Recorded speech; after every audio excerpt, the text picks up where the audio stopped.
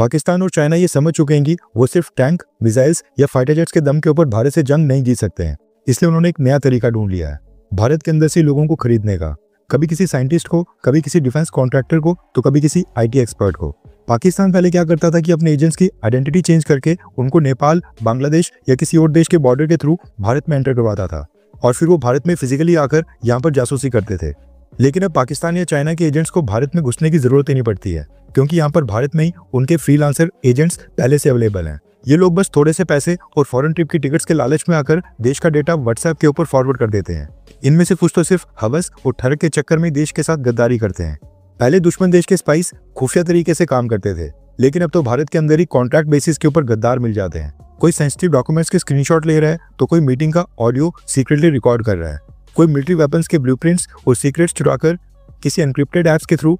पाकिस्तान और चाइना को सेल कर रहा है, तो कोई सिर्फ कैजुअल दिखने वाली सोशल मीडिया ऐप्स के थ्रू दुश्मन देश की एजेंसीज को इनडायरेक्टली डेटा फीड कर रहा है। आज की डेट में जंग सिर्फ बैटलफील्ड के ऊपर नहीं लड़ी जा रही है, साइबर स्पेस और कॉर्पोरेट ऑफिस में भी लड़ी जा रही है। और बड़े दुख के साथ कहना पड़ रहा है कि इस जंग में हम पाकिस्तान और चाइना के आगे लगातार फेल होते जा रहे हैं और हार रहे हैं। दरअसल एक बार फिर बेंगलुरु कर्नाटका से एक बहुत ही निराश कर देने वाला इंसिडेंट सामने आया है। रेफरेंस के लिए आपकी स्क्रीन के ऊपर आर्टिकल का स्क्रीनशॉट है। न्यूज निकल कर आ रही है कि मिलिट्री इंटेलिजेंस विंग ने भारत इलेक्ट्रॉनिक्स लिमिटेड के एक सीनियर इंजीनियर को अरेस्ट किया है, जो पाकिस्तान की इंटेलिजेंस एजेंसी आईएसआई को सीक्रेट डेटा चोरी करके लगातार बेच रहा था। जिनको नहीं पता उनकी जानकारी के लिए बता दूं कि भारत इलेक्ट्रॉनिक्स लिमिटेड एक सरकारी कंपनी है जो देश की सेना के लिए आकाश वेपन सिस्टम रेडार्स, जो कि surface to air missile defence system है, वो मैन्युफैक्चर करती है। और इसके साथ ही early warning and control system, Swathi weapon locating radars, Indian Navy का नेवल कम्युनिकेशन सिस्टम, भारतीय सेना का इलेक्ट्रॉनिक वॉरफेयर सिस्टम जिससे एनिमी के कम्युनिकेशंस को जाम किया जाता है, उसके बाद QRSAM मिसाइल सिस्टम, भारत का डिजिटल फ्लाइट कंट्रोल सिस्टम,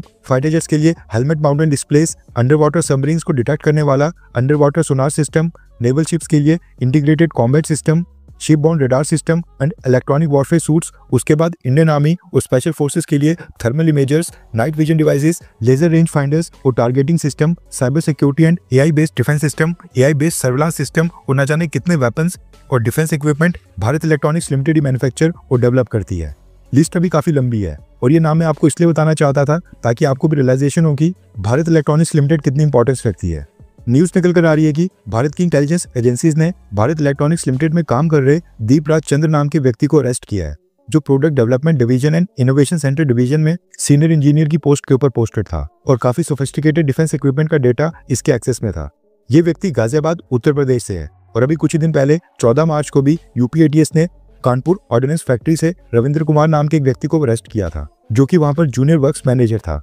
और ये भी पाकिस्तान की इंटेलिजेंस एजेंसी ISI को काफी क्लासिफाइड जानकारी फॉरवर्ड कर रहा था। अब ये इक्का दुक्का केस नहीं है। इससे पहले 18 फरवरी को भी NIA ने 2 लोगों को अरेस्ट किया था, जिन्होंने कर्नाटका में इंडियन नेवी के कारवाड़ नेवल बेस की जानकारी पाकिस्तान की फीमेल ऑपरेटिव्स को फॉरवर्ड की थी। अब जो भारत इलेक्ट्रॉनिक्स लिमिटेड में काम करने वाले इस दीपराज चंद्र को पकड़ा गया है, उसको पाकिस्तान की इंटेलिजेंस एजेंसीज बिटकॉइन में पे करती थी। अब इन सारे केसेस के अंदर कुछ में मॉनेटरी बेनिफिट्स थे, लेकिन कुछ में पाकिस्तान की फीमेल ऑपरेटिव्स भी इन्वॉल्व हैं, जो पहले तो फेसबुक के थ्रू फ्रेंड्स बनाती हैं, लेकिन बाद में सेक्सुअल फेवर्स का लालच देकर इन लोगों से सेंसिटिव इंफॉर्मेशन निकलवा लेती हैं। चिंता का विषय ये है कि इस तरह के केसेस अब भारत में काफी ज्यादा बढ़ रहे हैं और हर 1-2 महीने में इस तरह का कोई ना कोई केस सामने आ रहा है। हमारे जवान वहां पर ग्लेशियर्स और रेगिस्तान में जाकर ड्यूटी दे रहे हैं और ये AC में बैठकर ड्यूटी करने वाले लोग जो सुबह शाम अपने घर वालों के साथ समय बिताते हैं, ये इतनी आसानी से देश के सीक्रेट्स पाकिस्तान और चाइना को बेच रहे हैं। अगर ऐसे ही चलता रहा तो पाकिस्तान और चाइना को एक दिन भारत के साथ जंग लड़ने की भी जरूरत नहीं पड़ेगी। ये लोग जो सिर्फ पैसे के लिए देश बेच रहे हैं, ये भारत के ना सिर्फ गद्दार या फिर दुश्मन है,